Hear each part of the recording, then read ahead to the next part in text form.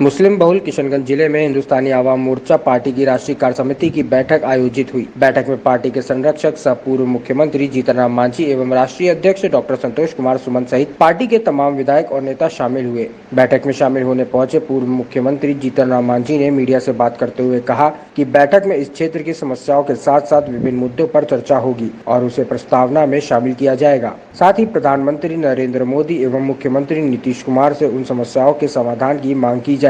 वहीं उन्होंने शराबबंदी कानून में एक बार फिर से सुधार की मांग करते हुए कहा, इससे अधिकारी मालामाल हो रहे हैं और गरीब जेल जा रहे हैं। वहीं जाति जनगणना को जरूरी कदम बताते हुए सीएम नीतीश कुमार का आभार जताया। मांझी ने तेजस्वी यादव का बिना नाम लिए उन पर निशाना साधते हुए कहा कि कोई अगर कहता है कि हमारे कारण जाति जनगणना हो रही है तो वह झूठा गाल बजाने के सिवाय कुछ नहीं है। ज्ञानवापी मामले पर प्रतिक्रिया देते हुए उन्होंने कहा कि देश में कुछ ऐसे मुद्दे उठाए जा रहे हैं जिससे विवाद पैदा हो रहा है। ऐसे मुद्दों को तरजीह नहीं दी जानी चाहिए। राष्ट्रीय कार्यकारिणी की बैठक आगे किशनगंज में चयनित किया गया है। सीमांचल के सबसे पिछड़े जिले हैं। राष्ट्रीय कार्यकारिणी की बैठक को किशनगंज में बैठक किया जा रहा है, क्या कारण है? कारण स्पष्ट है। हमारे हिंदुस्तानी अवाम मोर्चा सेकुलर बहुत कम दिनों की पार्टी है और गरीबों की पार्टी है, गरीबों के लिए सोचती है। तो जब हम गरीब इलाका में, पिछड़े इलाका में नहीं जाएंगे, नहीं देखेंगे तो कैसे काम चलेगा। आप सुना होगा, इसके पहले हम वाल्मीकि नगर में भी किया था और वाल्मीकि नगर के बाद आज हम लोग किशनगंज में कर रहे हैं। अगला पहाड़ की पड़ाव हम लोगों का होगा अधौरा पहाड़ पर।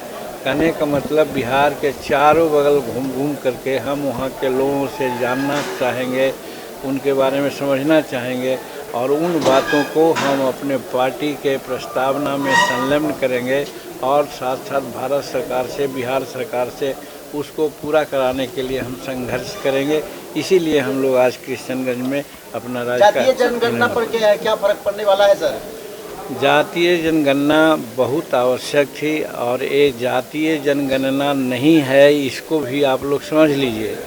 जातीय जनगणना एक जनरल सेंसस होता है जो भारत सरकार, केंद्र सरकार वो कराती है और केंद्र सरकार जातीय जनगणना कराने में मुकर गई, कही कि हम नहीं करा सकेंगे, संभव नहीं है किसी कारण से। तब उन्होंने एक खुला छूट दी थी कि राज्य चाहे तो अपना जाति आधारित गणना करा सकते हैं। तो जनरल गणना सेंसस और जाति आधारित गणना दोनों में फ़र्क है। आज बिहार सरकार जातीय आधारित गणना करा रही है। उसके लिए सर्वदलीय बैठक में डिसीजन लिया गया। तुरंत ही कैबिनेट की बैठक हुई।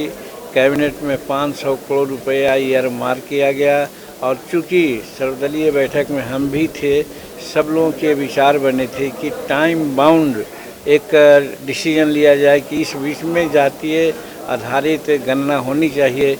तो आपने देखा कि टाइम बाउंड भी किया गया है कि 9 महीना में बिहार सरकार जातीय आधारित गणना कर लेगी। तो इससे जो है उसमें हम की राष्ट्रीय कार्यकारिणी की बैठक हो रही है। राजद रिपोर्ट कार्ड पेश करने वाली है। देखिए, आप बोल रहे हैं पूरा हम नहीं समझे। कहने का मतलब ये है कि अगर कोई कह रहा होगा कि हमारे चलते जनसंख्या की जनगणना हो रही है या हम करवा रहे हैं, क्रेडिट लोग ले रहे हैं, तो इसके बारे में हम कहना चाहते हैं क्रेडिट के लिए गाल बजाना स्वाभाविक है। कोई भी आदमी गाल बजा सकते हैं, लेकिन जिसकी सत्ता है उसकी मर्जी के बिना कुछ नहीं हो सकता। और सत्ता में बैठे नीतीश कुमार जी शुरू से ही चाहते थे कि बिहार में जातीय आधार गणना हो, इसलिए कि बहुत सी जातियां ऐसी हैं जो छूट गई हैं या उनकी संख्या कम करके दिखलाई गई है, जिसके चलते लाभ से वो वंचित होते रहे हैं।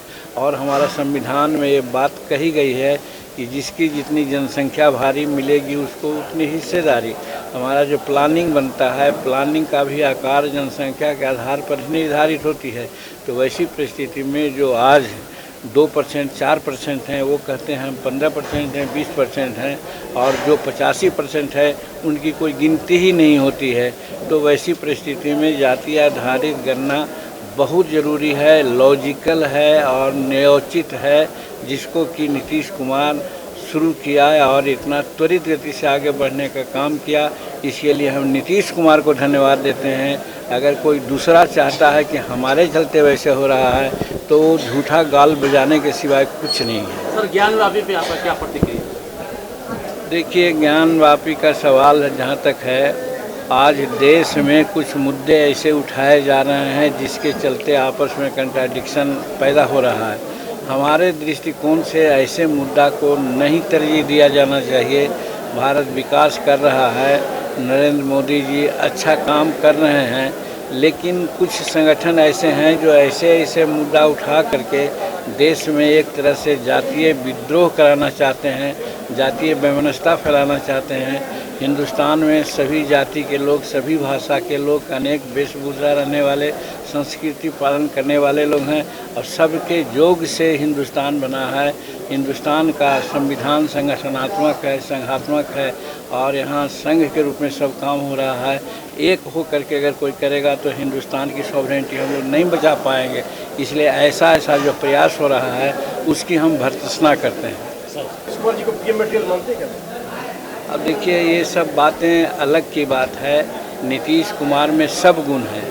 अब गुण रहने से ही सब कुछ सब हो जाता है, सो बात नहीं है। नीतीश कुमार 17 साल बिहार में सरकार चला करके उन्होंने दिखला दिया कि बहुत अच्छा से सलाहियत से सबको ले दे के चलते हैं।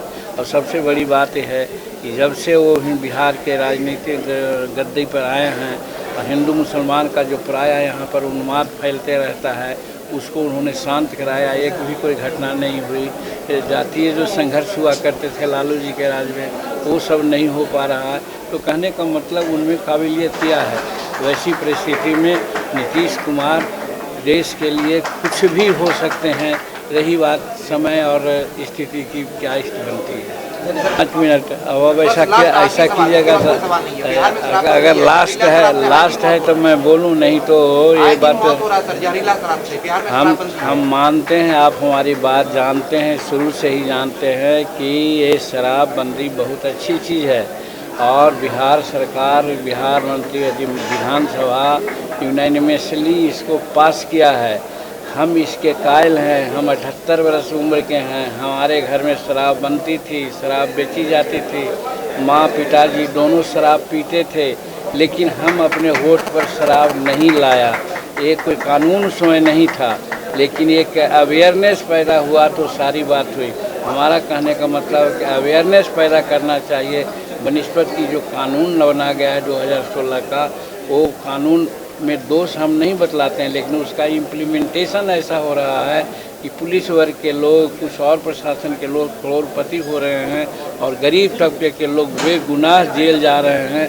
और किसी को अगर कुछ सराहना हो कोई आदमी से तो शराब के नाम पर दो बोतल उनके यहाँ रखवा दिया, उसके बगल में रखवा दिया, उसको पकड़वा दिया और उसको जेल भिजवा दिया। तो ये सब जो इम्प्लीमेंटेशन में गड़बड़ी हो रही है, जिसके चलते हमने कई एक बार नीतीश कुमार से कहा और आपने देखा कि तीसरा समीक्षा तक उन्होंने किया है। और समीक्षा की बात होगी, अनुरोध करेंगे कि और इसको समीक्षा करके और इसको सुधारें। यही बात है इसमें। अगर आपको हमारा वीडियो पसंद आया हो तो इसे लाइक करें, सब्सक्राइब करें और साथ ही बेल आइकन दबाना ना भूलें।